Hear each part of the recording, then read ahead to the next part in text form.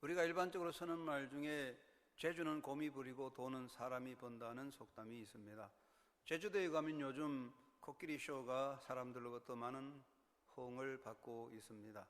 코끼리가 훈련받은 대로 조련사를 따라 행동하는 것을 볼 때에 사람들, 특별히 어린아이들은 매우 즐거워하고 기뻐합니다. 코끼리가 쇼를 마치고 청중들 앞에 다가오면 사람들은 준비한 바나나를 주는데 코끼리가 코로 그것을 받아서 자기 입에 집어넣고 사람들이 돈을 주면 돈을 받아서 등에 타고 있는 조련사에게 전달해 줍니다. 재주를 부리는 곰이나 코끼리나 조련사에 의하여 훈련받고 조련사가 시킨 대로 움직이죠. 이로 인해서 주인은 돈을 벌게 됩니다. 이것을 사람에게 비교한다는 것은 좀 무리가 있다고 하지만 이것을 사람의 삶의 방식에 비교해 본다면 애를 쓰고 재주를 부리는 곰이나 코끼리는 수고하는 일꾼이고 그것으로 돈을 버는 자를 놀이꾼이라고 말할 수 있을 것 같습니다. 인간의 삶에는 인생을 사는 자세로 볼 때에 자신의 목적을 위해 일하는 일꾼의 자세와 인생을 즐기려는 삶의 자세로 구별될 수 있다고 하겠습니다. 두 가지 삶의 양식에서 어느 것이 보다 인간적이라고 단정짓기는 어렵지만은 그러나 인간됨의 삶으로 말한다면 단순히 즐기기 위한 삶이 아니라 일꾼으로서의 삶을 사는 것이 건강하고 바른 삶이라고 생각할 수 있습니다. 인생이란 그 삶 자체에 즐거움이 따르고 우리가 열심히 노력하면 즐거움의 행복이 있지만은 즐거움은 인생의 목적이 될 수 없습니다. 만약 우리가 인생의 즐거움을 목적으로 삼는다면 삶은 저속한 차원으로 전락될 것입니다. 하나님을 섬기는 성도들은 놀이꾼이 아니라 일꾼의 정신으로 살아가야 할 것 같습니다. 일꾼과 놀이꾼에 대한 이해가 무엇이겠습니까? 일꾼과 놀이꾼은 다른 것 같습니다. 일꾼은 일하는 사람입니다. 일꾼이라는 호칭은 나쁜 의미도 아니고 비하시키는 것도 아닙니다. 일꾼이라고 하는 것은 좋은 뜻입니다. 일꾼은 크든지 작든지 중요하든지 아니면 덜 중요하든지 간에 차이 없이 누구나 목적을 가지고 일합니다. 그러므로 그 목적이 무엇이냐에 따라서 그 일의 가치가 매겨지겠습니다. 또 일꾼은 자기의 맡은 임무에 성실하게 수행을 해나갑니다. 일꾼은 그에게 주어진 임무를 따라 일합니다. 일꾼에게 주어진 임무는 다양하겠지만은 크고 작은 임무가 있겠지만 이 크고 작은 일이 모여서 하나의 역사를 이루고 또 큰 사건을 만들기 때문에 사실은 크고 작은 임무가 중요하지 않고 일꾼의 노력이 중요한 것 같습니다. 일꾼은 누구나 자기의 삶에 부여된 과제를 풀어나가기 위해서 노력합니다. 인간에게는 모두 과제가 있고 과제를 풀어야 되는데 일꾼은 주어진 과제를 풀고자 해결하고자 수고하는 사람이라고 말할 수 있습니다. 그러나 놀이꾼은 즐기는 사람이라고 말할 수 있습니다. 우리 사회에서 놀이꾼이라 하면 광대와 같은 예술가를 두고 하는 말도 되지만 오늘 이 말씀에서는 놀이꾼을 일꾼과 대조해서 부르는 말, 즉 즐기는 사람이라고 말할 수 있습니다. 놀이꾼에게서는 즐기는 것이 인생의 목적이 됩니다. 그냥 재미 보는 것으로 삶을 사는 것이에요. 놀이꾼의 삶의 태도에서는 무엇이든지 이것으로 어떻게 재미를 볼까 그런 생각을 하고 재미가 있으면 가고 재미없으면 물러나고 재미를 보면 손대고 재미가 없으면 관심을 끄게 되는 것이죠. 또 놀이꾼은 무엇을 하든지 이득을 보는 것을 위해 사는 것이죠. 자기에게 돌아올 이득을 챙깁니다. 자기에게 돌아온 이득이 없다면 손을 대지 않습니다. 일을 벌리고 판을 벌려서 그것으로 재미를 벌이는 것이 놀이꾼입니다. 그래서 자기 욕구를 충족시키기 위해서 사는 것이죠. 인간은 누구나 필요와 욕구를 따라가지만 특별히 놀이꾼은 자기 자신의 욕구에 민감하게 반응하고 그것을 따라가는 삶이라고 하겠습니다. 세상 사람은 일꾼과 놀이꾼이 있는 것 같아요. 그러면 일꾼과 놀이꾼의 차이가 뭐냐? 첫째는 동기의 차이가 있습니다. 사람은 행동에 동기가 있는데 동기가 중요합니다. 일꾼의 동기는 무엇입니까? 그것은 사명감과 책임감이겠죠. 주어진 사명을 따라서 책임을 가지고 일하는 사람, 그런 사람을 일꾼이라고 말할 수 있습니다. 텔레비전 프로그램에 보면 생활의 달인이 나오는데 그들은 자기에게 주어진 일에 최선을 다하는 모습, 아름다운 모습을 볼 수 있습니다. 어떤 경우에는 저 관악산 계곡 그곳까지 철밥통을 들고 음식을 배달하는 일꾼들을 봅니다. 거기서 진정한 일꾼의 정신을 발견하기도 합니다. 일꾼의 동기는 책임감과 사명감이라고 하겠습니다. 그러나 놀이꾼의 동기는 무엇입니까? 자기 목적을 이루는 것이겠죠. 재미 보는 것이죠. 재미를 보기 위해서 재미 볼 거 있으면 그것을 위해 행동하고 재미 볼 것이 없으면 손을 떼는 것이 바로 놀이꾼의 동기라고 하겠습니다. 그러면 정신적인 차이도 더 있습니다. 일꾼의 정신은 무엇입니까? 그건 청지기 정신입니다. 청지기는 누굽니까? 일을 시키고 명령하는 사람이 아니고 받은 임무를 최선을 다하여 수행하는 사람이 청지기입니다. 청지기는 자기에게 일을 주신 그 주인의 뜻을 따라 성실하게 살아가는 사람이겠죠. 그런데 놀이꾼은 그렇지 않습니다. 놀이꾼에게는 청지기 정신이 없습니다. 자기 자신의 만족과 자기 목적을 위해서 내 인생을 내가 즐기자라는 의식을 가지고 있습니다. 그래서 재물이나 재능이나 권리를 가졌을 때 그것을 통해서 자기 기쁨을 추구하고 자기 인생의 재미를 추구하는 존재라고 하겠습니다. 그래서 놀이꾼과 일꾼에게는 삶의 태도의 차이가 또 있습니다. 일꾼의 태도는 무엇입니까? 성실하게 일하는 사람이에요. 일꾼은 성실합니다. 창의력으로 할 수 있다는 적극적 정신으로 일을 하고 보다 더 미래에 대한 꿈을 가지고 있습니다. 그리고 일꾼에게 중요한 것은 그 다음을 늘 생각하고 준비합니다. 지금만이 아니라 오늘 삶 이후에 되어질 것을 생각하고 튼튼한 기반을 닦는 것이 일꾼입니다. 좋은 일꾼을 보면 하루 일을 끝나면 일을 마무리하면 반드시 내일 일을 위해서 도구를 깨끗이 손질하고 정비해서 내일 일할 수 있는 준비를 하고 마치는 것이 좋은 일꾼입니다. 그런데 단순히 사꾼들 보면 그냥 일하면 다 팽개치고 그냥 그만 가버려. 일 마쳤다, 땡 마쳤다 그럼 그냥 갑니다. 도구도 내번져 두고 그냥 가버려요. 그런 사람들은 성실한 일꾼의 태도는 아닙니다. 일꾼은 창의력과 성실성으로 다음을 생각하고 있고, 놀이꾼은 한탕주의에 빠졌습니다. 기회가 있을 때 한탕, 목적을 이루면 그만입니다. 놀이꾼은 지금 즐기면 그로서 모든 것이 좋다는 거예요. 내가 떠난 이후에 생각하지 않고 내가 행하는 일로 인하여 문제가 어떤 일이 생길지 고려하지 않습니다. 놀이꾼의 삶의 태도는 즐기는 것입니다. 그렇기 때문에 우리 사회에 일꾼이 많아야 되는데 일꾼이 아닌 놀이꾼들이 많고 재미 보려는 사람들이 많이 있을 때에 사회는 계속 꼬여들고 어려움을 해결할 수 없고 미래는 점점 어두워질 것입니다. 재미 보는 인생의 행태와 해악을 우리는 지적해야 됩니다. 사람들은 재미 보려고 사는데 재미 보려는 삶의 행태는 무엇입니까? 이들은 공동체의 복락에 관심이 없습니다. 재미 보려는 사람들은 단지 자기 자신의 목적에 관심이 있지 사회의 복락, 공동체적인 복락에 관심이 없어요. 여러분, 악덕 약장사들 약을 팔아서 돈을 보면 그만이지 그 약을 먹는 사람이 아프든지 건강한지 관심이 없어요. 악덕 음식 장사들 보면 아주 나쁜 재료로 음식을 만들어서 맛있게 만들어 팔아서 돈을 보면 될 일이지 음식을 먹는 사람들의 건강에 대해서는 관심이 없는 거예요. 그런 사람들은 바로 놀이꾼들입니다. 재미 보는 사람들입니다. 놀이꾼이 서는 말은 무엇입니까? 이번에 재미 좀 봤다. 이번에 재미 좀 봤다. 이게 바로 놀이꾼들의 생각이거든요. 공동체적인 사회적인 복락에 관심이 없어요. 그래서 놀이꾼 정치인, 놀이꾼 지도자들은 사회를 매우 어지럽히게 될 사람들이고 미래에 대한 희망을 꺾어버리게 될 것입니다. 제가 한번 장신대에 채플 예배에 참여했는데 어떤 목사님이 설교를 하게 됐습니다. 제법 사회에 이름 있는 목사님인데 설교하기 전에 제일 먼저 하는 말이 이런 말 했습니다. 여기 오면 본전도 못 건집니다. 그러더라고요. 이 말을 들은 신학생들이 웃었습니다. 제가 가만히 볼 때에 그 말을 듣고 웃는 신학생들이나 그런 말을 하는 목회자나 놀이꾼 수준이라는 것입니다. 설교는 내가 재미 보기 위해서 하는 것이 아니고 목회는 자기 재미를 위해서 하는 게 아닙니다. 정치도 자기 재미 보기 위해서 하는 정치가 돼서는 안 될 것이죠.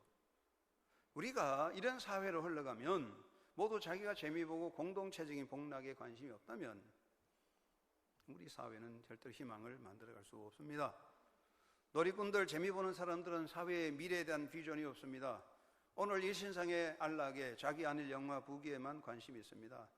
무엇을 하든지 그것으로 자기 이득을 챙기면 그만이라고 생각합니다.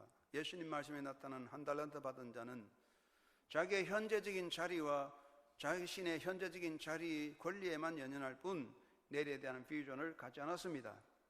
그래서 받은 달란트를 땅에 묻어 놓았습니다. 그의 관심은 자신이 받은 것으로 안전하게 지키는 것뿐이었고 그것을 통하여 새로운 역사를 일으키는 새로운 역사에 대한 비전과 모험에 대한 희생을 그는 스스로 포기하고 말았습니다. 그러므로 예수님은 그를 보고 뭐라 그랬습니까? 악하고 게으른 종이라 그랬습니다. 그가 무슨 악을 행한 거 아닙니다. 폭력 행악자가 아니지만 예수님은 악하고 게으르다고 말했습니다. 언제나 재미 보려는 자는 인간 사회에 대한 내일에 대한 비전이 없습니다. 다만 오늘의 자신의 목을 챙기면 그만이라는 것입니다.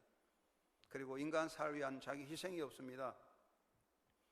재미 보려는 자들은 뒷전에서 자신에게 돌아올 이득을 노리고 있습니다. 우리말에 굿이나 보고 떡을 먹는다는 말도 있습니다. 사람이 누가 손해보기 원하고 손해보고 좋아할 사람이 있겠습니까? 그러나 신실한 일꾼은 더 큰 열매를 위해서 땀 흘리고 수고합니다. 참 선지자들은 인간 사회를 바로 세우고자 희생을 했고 거짓 선지자들은 자기에게 돌아올 몫을 자기에게 돌아올 떡을 챙기고자 거짓말로 미혹하고 미사역으로 사람을 기쁘게 함으로써 자기 재미를 보는 사람이 거짓 선지자들이었습니다. 한 달란트 받은 자는 그가 받은 것으로 아무것도 하지 않았습니다. 그는 자기에게 돌아올 손해를 우려했습니다. 그는 결코 손해를 우려해서 희생하지 않았습니다. 행동하지 않았습니다. 인간 사를 위한 희생을 회피하는 자, 아무것도 하지 않은 사람은 놀이꾼이요 놀이꾼 지도자라고 할 수 있습니다. 재미 보려는 사람들로 인해 사회는 점점 어려워지고 힘들 것입니다. 사람들이 재미 보려는 삶을 살아가면 인간 공동체를 해치게 됩니다. 재미 보려는 자들은 어디서나 무엇에서나 그것을 이용해서 자신이 받을 몫을 챙기고 그 사회에 분열을 일으키게 됩니다. 서로 다투고 대립하여 갈등을 일으키고 분열을 일으키게 됩니다. 우리 사회를 보면 사회적인 문제가 터질 때마다 배후에 선동가들이 있습니다. 선동가들은 대중적인 선동을 일으키고 사람의 마음을 미혹하고 분열을 일으켜서 사태를 만들어버리고 크게 사회적인 이슈로 혼란을 일으키고 뒤로 싹 빠져버립니다. 그런 사건을 통해서 자기 이득을 챙기고 뒷전에 물러가 버립니다. 결국 공동체에는 엄청난 피해를 입고 그 공동체는 혼란 속에 빠져들게 됩니다. 재미 보려는 자들은 인간 공동체에 해를 끼치며 인간 사회 미래를 닫아버리고 있습니다. 누가 우리 미래를 닫느냐? 바로 성실한 일꾼이 아니라 재미 보는 인생의 삶의 태도 때문에 우리 사회의 미래가 점점 어두워져 가는 것입니다. 개인적인 번영이 인간 공동체의 번영과 직결되는 건 아닙니다. 오늘의 번영이 내일의 번영을 보장하지도 않습니다. 때로는 한 개인과 한 집단의 번영과 이득이 인간 사회의 내일을 막아버리는 것입니다. 나는 그것으로 재미를 많이 봤겠지만 그것 때문에 사회는 엄청난 고통을 안고 어려운 시련에 빠져드는 경우가 많습니다. 자기만의 재미 때문에 일하는 사람들은 결국 하나님의 사람이 아니고 역사의 미래를 가로막는 사람이라고 말할 수 있습니다. 지나간 일이지만 2010년 6월 30일자에 이런 조선일보 사설에 이런 글이 있습니다. 우리가 세종시를 통해 이런 것을 표현하는 말로는 행정수도 공약으로 선거 때 재미를 좀 봤다는 노 대통령 말보다 더 적절한 것이 없다라고 말했습니다. 그 당시 세종시 문제가 들고 나오는데 이 세종시 문제가 들고 나와서 정치적으로 유리한 덕을 본 사람, 그래서 노무현 대통령은 이것을 통해서 재미를 좀 봤다고 말했습니다. 여러분, 우리가 정치를 하든지 사업을 하든지 우리가 경영하든지 우리가 무엇을 하든지 간에 재미 보는 거, 재미 좀 봤다, 그것을 따라간다면 우리 사회는 어두워지며 미래는 점점 어두워져 가고 그 비전은 닫힐 것입니다. 그래서 재미 보는 자들은 공동체의 이득을 깨치고 공동체적인 고통을 일으킵니다. 사회라고 하는 것은 혼자 갈 수 없습니다. 내 몸은 나 혼자 관리할 수 있겠지만 사회라고 하는 것은 나 혼자는 절대로 관리할 수 없습니다. 누구 한 사람이 책임질 수도 없습니다. 우리 모두 함께 손을 잡고 가야 되는데 그렇기 때문에 개인적인 안일 추구와 자기 만족의 추구에 빠져들 때 인간 공동체는 걷잡을 수 없는 고통으로 빠져듭니다. 한 사람 한 사람이 재미 버리는 정신적인 자세로 행한다면 인간 사회는 태산 같은 고통의 짐을 져야 되는 것입니다. 올해 여름철에 수많은 피서객들이 바다로 몰렸고 산으로 몰렸습니다. 지난해는 아이들이 몰락몰락 할 때 빼먹어요. 맛있거든요. 그러면 부모가 야단칩니다. 몰락몰락한 꽃감 하나씩 빼먹으면 나중에 꽃감 없어져요. 우리가 맛있다고 재미 보려고 하나씩 빼먹어버리면 인간 사회는 껍데기만 남을 것입니다.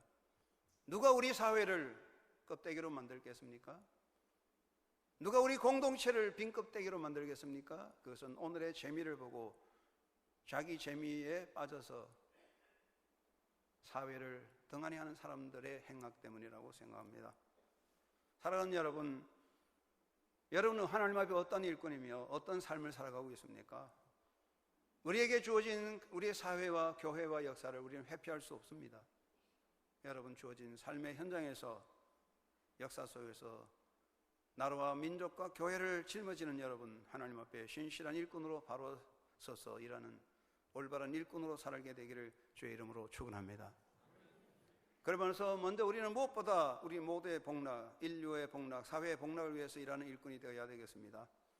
일꾼의 모습은 다양합니다. 어떤 사람은 마지못해서 일합니다. 품삯을 받으려고 매여서 일하는 사람이 있습니다. 청소년들이 여름철에 아르바이트를 할 때 그냥 몇 푼 돈 받으려고 억지로 하는 사람들이 많이 있죠. 어떤 사람은 자기 목적을 위해서 일하는 사람이 많아요. 남의 삶에 관심이 없어요. 내가 만드는 물건과 내가 만드는 음식으로 다른 사람에게 어떤 피해가 있는지는 관심이 없고 단순히 자기 목적을 이루어버리고 자기가 원하는 것을 챙기면 되는, 오직 자기 자신의 만족을 위해 일하는 일꾼들도 많이 있습니다. 그 중에도 사회적 유익과 이웃을 위해서 일하는 사람이 있습니다. 자신의 땀 흘려 수고를 통해서 우리 모두가 함께 기뻐하고 함께 살아갈 사회를 이루기 위해서 살아가는 일꾼이 있습니다. 이런 사람들이 곧 하나님이 쓰시는 일꾼이라고 생각합니다. 그렇지는 않겠지만 종종 그런 이야기도 해요. 농부들이 농사 지을 때에 자기들이 먹는 채소는 농약을 안 치고 시중에 내놓는 채소, 시중에 파는 채소는 농약 치고 다 쳐서 아주 신실하게 보기 좋게 만든다는 거예요. 저는 그런 농부들은 신실한 일꾼이 아니라 바로 재미 보는 사람들, 농사지어서 자기 재미 챙기는 사람들이다, 그렇게 생각합니다. 우리 모두가 인간 사회의 복락을 생각하지 않고 자기 재미만을 위해서 챙긴다면, 그런 사람들이 되면, 그런 노동자, 그런 농민, 그런 경영자, 그런 지도자는 우리 사회를 해치는 해악이라고 생각합니다. 우리는 인간 사회를 위한 비전을 가지고 일하는 일꾼이 되어야 합니다. 내가 하는 일이 크든지 작든지 유명하든지 무명하든지 그것이 중요하지 않습니다. 내가 비록 작은 일을 할지라도 그 일이 우리 사회에 복이 되고 이웃에게 기쁨이 되고 하나님의 영광을 드러낸다면 그 일은 가치 있는 일이라고 생각합니다. 전신기를 발견한 사람, 미국의 모수 교수입니다. 그는 이런 고백을 했습니다. 내가 발명한 것으로 인하여 미국이나 유럽 등지에서 나에 대하여 굉장한 영예를 안겨줄 때마다 나는 내가 그 영광을 받을 만한 자격이 없다고 생각합니다. 내 자신이 그런 훌륭한 발명을 할 수 있었던 것은 내가 다른 사람들보다 더 뛰어났기 때문이 아니라 인류를 위해서 그것을 만들어야 할 필요를 갖고 계신 하나님께서 누군가에게 그 일을 맡기신 것이 바로 내가 그 임무를 맡게 된 것뿐입니다. 그렇습니다. 하나님이 원하시는 것을 우리는 맡아서 수행하는 일꾼에 불과합니다. 나 자신의 복락이 아니라 모두의 복락, 사회적 복락을 위해 추구하는 일꾼이 필요합니다. 가정의 복락을, 일터의 복락을, 국가의 복락을 챙기기 위해서 노력하는 한 사람의 노력은 아름다운 열매를 만들어갈 것입니다. 저 관악산 계곡까지 철밥통을 들고 음식을 배달하는 배달원의 정신, 돈 몇 푼을 위해서가 아니라 주어진 책임을 다하는 그들의 모습 속에서 우리 시대 영웅의 모습을 볼 수 있습니다. 우리 모두 그런 정신을 가져야 됩니다. 한 선비가 돈 한 양을 갖고 있다가 물에 떨어졌습니다. 아무리 찾아도 찾지 못했습니다. 그만 떠나버렸습니다. 어떤 선비가 그것을 보고 그곳에 나타나서 그 동네 일꾼 5명을 하루에 한 양 주고 5명을 품삯을 주고 모았습니다. 그리고 그들에게 여기에 빠진 동전을 찾으라고 했습니다. 5명의 일꾼은 한 양 품삯을 받고 열심히 해서 한 양을 찾았습니다. 선비는 매우 기뻐했습니다. 옆에 사람이 말합니다. 매우 어리석습니다. 돈 한 양 찾으려고 5양을 낭비합니까? 그랬더니 선비가 말했습니다. 그렇지 않습니다. 나는 잃어버린 돈 한 양 찾아서 너무 좋고 저분들은 하루 품삯을 받았으니 얼마나 좋은 일인가. 우리 모두 좋은 일이다. 그렇습니다. 이런 것이 바로 성실한 일꾼의 자세가 아니겠습니까? 냉면만 챙겨서 나의 재미만 챙기고 떠나버린다면 그것은 절대로 새로운 시대를 열어갈 수는 없을 것입니다. 우리 모두가 하나님 앞에 바로 서서 사회의 복락을 위해서 함께 일하는 그리스도의 일꾼으로 살아가는 결단을 해야 될 때라고 생각합니다. 또 한 가지는 하나님의 영광을 위해서 쓰임받는 일꾼이 되도록 노력해야 될 것입니다. 인생의 참 가치는 생명의 주가 되신 하나님을 기쁘게 하고 그에게 영광을 돌리는 것이라고 우리는 고백하고 있습니다. 도구의 가치는 도구의 기능성과 값어치의 효율성 등에 따르지만 정말 도구의 값어치는 쓰임받는 목적에 있습니다. 뛰어난 도구가 잘못 쓰이면 큰 해를 끼치고 살생 무기가 됩니다. 다이너마이트가 우리 역사에 필요하지만 그것 때문에 폭탄을 만들어 사람들의 생명을 얼마나 뺏어가게 되었습니까? 인생의 가치는 쓰임받는 데 있습니다. 사람은 소유도 있고 학식도 있고 신분, 사회적 영향력이 있습니다. 그 사람의 소유나 학식과 신분, 사회적 영향력으로 그 사람의 가치를 평가할 수 있지만 정말로 사람의 가치는 무엇을 위해 쓰임받느냐 하는 것입니다. 우리가 너무나 잘 알지만 일반적인 이야기지만 북걸씨를 선다면 이완용이가 명필입니다. 그러나 이완용의 글은 아무도 집에 걸어놓는 사람이 없습니다. 그는 명필이지만 그 글 가치는 인정받지 못합니다. 우리가 하나님 앞에 어떻게 쓰임받느냐 하는 것이 중요한 것입니다. 우리는 하나님의 도구입니다. 하나님은 사도 바울을 향해 이 사람은 내 이름을 이방인과 임금들과 이스라엘 자손들에게 전하기 위하여 택한 나의 그릇이라고 말했습니다. 바울은 하나님의 일꾼으로 쓰임받았습니다. 우리 모두가 하나님의 영광을 위해 쓰임받는 일꾼이 되어서 살아가야 할 것입니다. 놀이꾼이 되어서 내 기쁨과 내 재미, 내 영광을 챙기는 사람이 아니라 하나님의 영광을 위해서 쓰임받는 도구가 되어야 됩니다. 요즘은 그런 말을 안 쓰지만 옛날에 과거에는 고리대금업자를 두고서 뭐라 그랬습니까? 돈놀이꾼이라고 그랬습니다.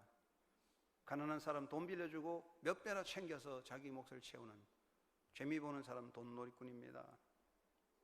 참된 일꾼은 자기를 부르셔서 사용하시는 주님을 기쁘게 하고 그리스도의 영광을 위해서 무엇인가 하려고 노력하는 사람이라고 생각합니다.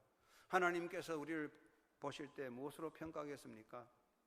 인간의 공과 업적은 아닙니다. 우리가 아무리 공을 쌓고 업적을 많이 쌓아도 하나님 앞에는 아무것도 아닙니다. 하나님은 역사의 주인입니다. 하나님은 우리의 진실을 보실 겁니다. 뉴저지주 프린스턴에 로버트 아몬이라는 사람이 있었는데 그는 구강외과의 오랄 서저리로서 굉장히 유명한 사람입니다. 돈을 많이 벌었습니다. 그는 고민이 있습니다. 대학생 때 자기는 목회자가 되겠다고 작심했는데 부모 친척들이 야 목사가 돼서 무슨 고생하냐, 의사가 돼야 돈을 많이 번다. 그래서 돈을 많이 벌어서 하나님을 위해서 일해라. 어쩔 수 없이 의대에 들어가서 의사가 됐습니다. 돈을 많이 벌었습니다. 그러나 그는 고민이 됩니다. 그러다가 나이가 들자 그만 의사를 포기하고 신학교에 들어가서 공부하고 목회자가 됐습니다. 그래서 그 오랄 서저리였기 때문에 오랄이라는 말을 붙여서 오랄 로버트라고 유명한 이름을 알게 됩니다. 그는 이런 고백을 합니다. 자기는 의사를 하든 목사를 하든 일의 종류와는 관계없이 그것이 하나님의 일이며 하나님의 부르심으로 하나님의 심부름꾼으로 산다는 신념으로 최선을 다한다고 했습니다. 그렇습니다. 우리가 어떤 직업이냐 그게 중요하지 않거든요. 우리는 하나님의 심부름꾼입니다. 주부도 하나님의 심부름꾼입니다. 정치인도 하나님의 심부름꾼입니다. 우리 모두 선교의 도구가 되어 쓰임받는 일꾼이 되어야 합니다. 사람은 재능도 있고 재물도 있고 시간도 건강이 있습니다. 내가 살아갈 동안에 나의 재능과 내 재물로 내 시간으로 폼나게 살 수 있습니다.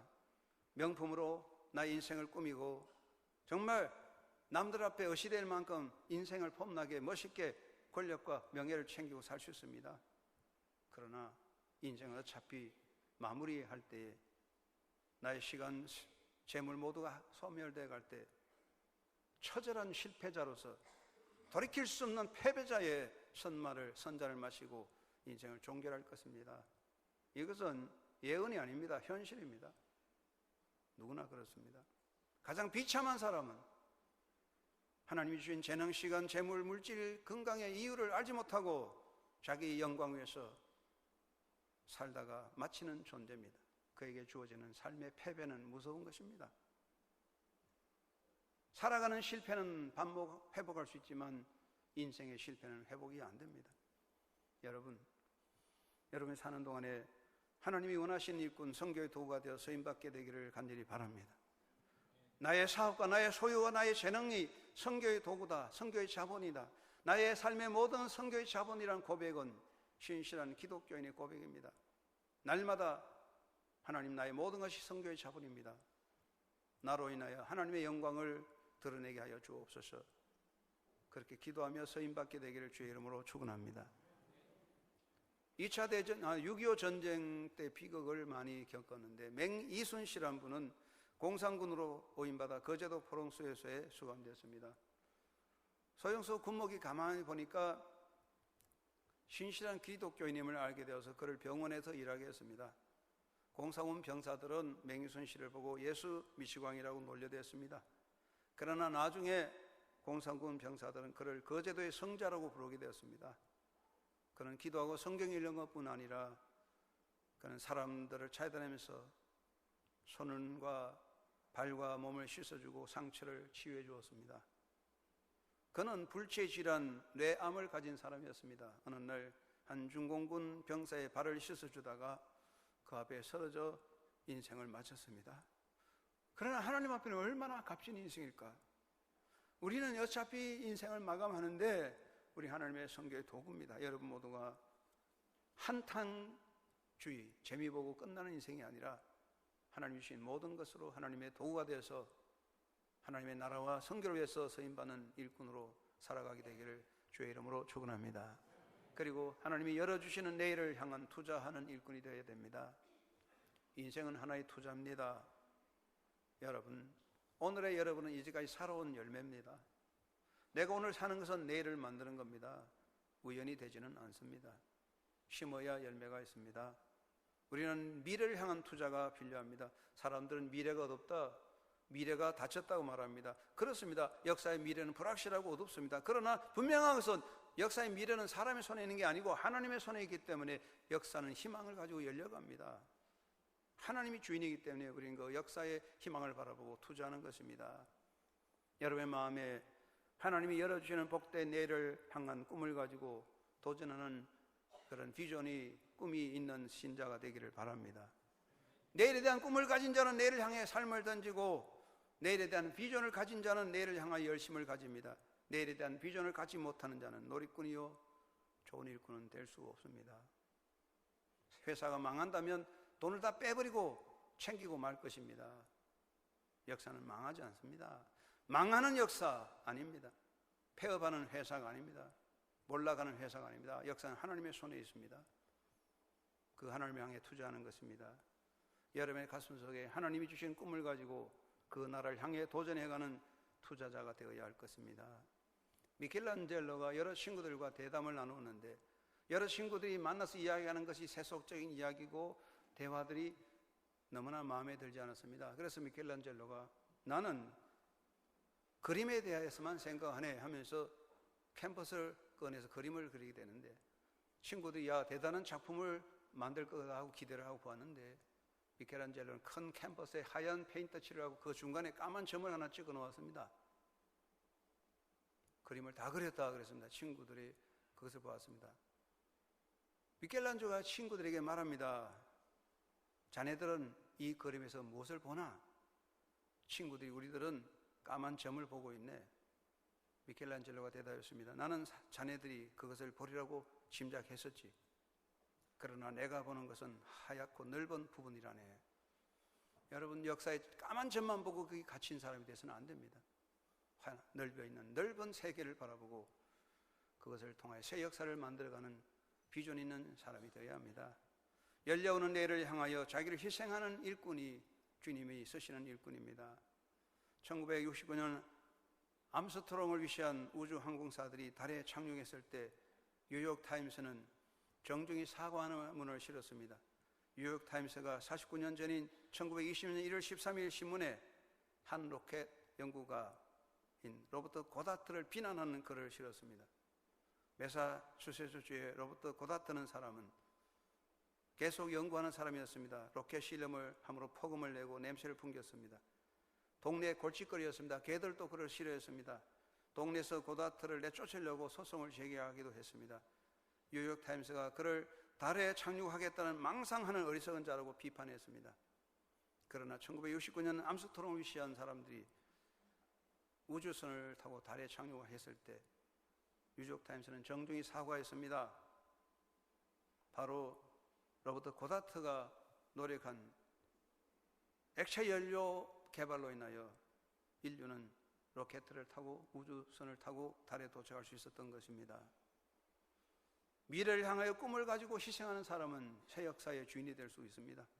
그러나 오늘 달콤한 것을 빼먹고 재미 보는 인생은 도태되며 역사의 부끄러움의 수치가 될 것입니다. 1차 세계대전의 막바지에 항상 전쟁이 치열할 때에 1916년 6월 영국군은 프랑스 북부 솜강 지역에 25개 샤단을 투입하여 전투를 벌였는데 그 전투의 소대장, 분대장에 앞장선 사람은 귀족들과 옥스퍼드, 케임브리지 대학 출신의 젊은 소위들이었습니다. 첫날 전투에 7만여 명의 영국군이 전사했습니다. 그 이후에 30년이 지난 1950년대 영국 총리를 지낸 애터리, 이던, 맥밀런 모두가 그 전투에서 생존한 사람들이었습니다. 1차 전쟁, 세계전쟁에서 영국의 귀족 20%, 50세 이하 영국 귀족 20%가 1차 대전에 전사했습니다. 그 숫자는 영국의 수많은 노동자, 농민보다 몇 배 높은 숫자였습니다. 귀족들과 명문대학 출신들이 앞서서 나라를 위해 희생했기 때문에 영국 역사가 있습니다. 우리도 마찬가지입니다. 우리 모두가 꽃감 빼먹고 재미 보듯이 역사를 살아간다면 나는 달콤하고 꿀맛이겠지만 역사는 빈 껍질이 되고 나는 후대에게 빈 껍질을 남겨놓을 것입니다. 종종 논밭에 가면, 논에 가면 빈 껍질이 되어 둥둥 떠는 골뱅이 껍질을 볼 수 있습니다. 고등 껍질을 봅니다. 고등은 그 속에 알을 까고 새끼를 품습니다. 그 속에는 새끼가 어미 몸살 파먹고 자라서 밖으로 나오면 어느 날 어미는 껍데기 돼서 둥둥 뜹니다. 우리 모두가 그 고등같이, 그 골뱅이같이 달콤한 꿀맛에 빠져 오늘의 모든 재미를 챙기고 맛을 즐기고 속을 빼먹고 나면 역사는 껍데기가 되고 둥둥 떠게 될 것입니다. 교회도 그렇습니다. 국가도 그렇습니다. 우리가 어떤 사람이 되어야 될까요? 내 재미만 챙기는 놀이꾼이 아니라 하나님의 일꾼으로 성실한 그리스도의 제자가 되어서 주님을 따라가는 사람이 되어야 할 것입니다. 한국교회 성도 여러분, 우리 시대에 부름받은 성도 여러분, 하나님 앞에 성실한 일꾼 되어 주님의 뒤를 따라가는 서임받는 그리스도의 제자로서 아름다운 삶을 살아가며 새 역사를 창조하는 주님의 백성 되기를 예수님의 이름으로 축원합니다. 고마우신